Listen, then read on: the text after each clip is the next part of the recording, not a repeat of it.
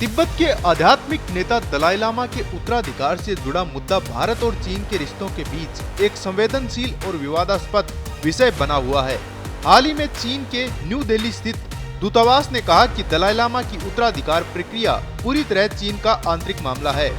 वहीं भारत में दलाई लामा के 90वें जन्मदिन के कार्यक्रम में वरिष्ठ भारतीय मंत्रियों की उपस्थिति और दलाई लामा द्वारा उत्तराधिकार पर दिए गए बयान से चीन तिलमिला उठा।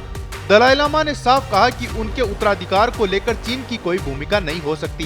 तिब्बती बौद्ध धर्म के अनुसार किसी वरिष्ठ संत की आत्मा पुनर्जन्म लेती है और उसी के आधार पर अगला लामा तय होता है, लेकिन चीन इस प्रक्रिया को भी अपने नियंत्रण में रखना चाहता है।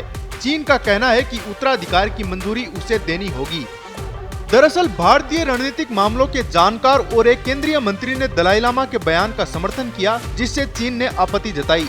चीनी दूतावास की प्रवक्ता यू जिंग ने सोशल मीडिया पर कहा कि भारतीय रणनीतिक और अकादमिक समुदाय के कुछ लोगों ने दलाई लामा के पुनर्जन्म पर अनुचित बयान दिए हैं। उन्होंने आगे कहा कि ऐसे विषयों की संवेदनशीलता को समझना चाहिए और यह भी कहा कि तिब्बत से जुड़ा मुद्दा भारत चीन संबंधों में एक कांटा बन गया है।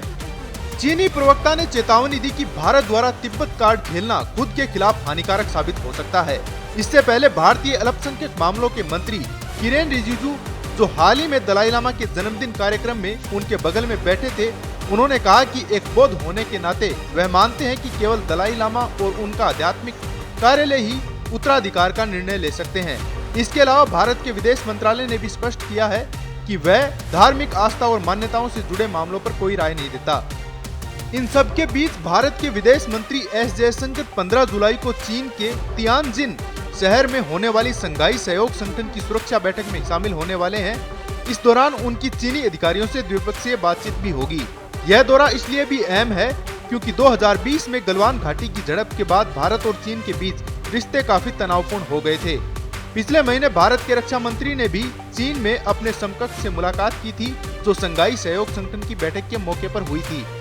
बता दें कि दलाई लामा 1959 में चीन के खिलाफ असफल विद्रोह के बाद भारत में निर्वासन में रहने लगे।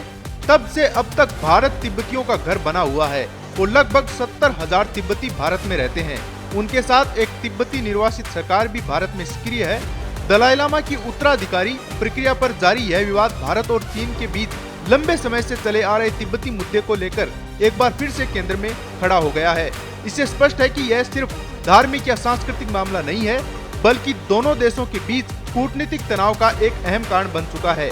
ताजा अपडेट के लिए जुड़े रहें पत्रिका के साथ। नमस्कार।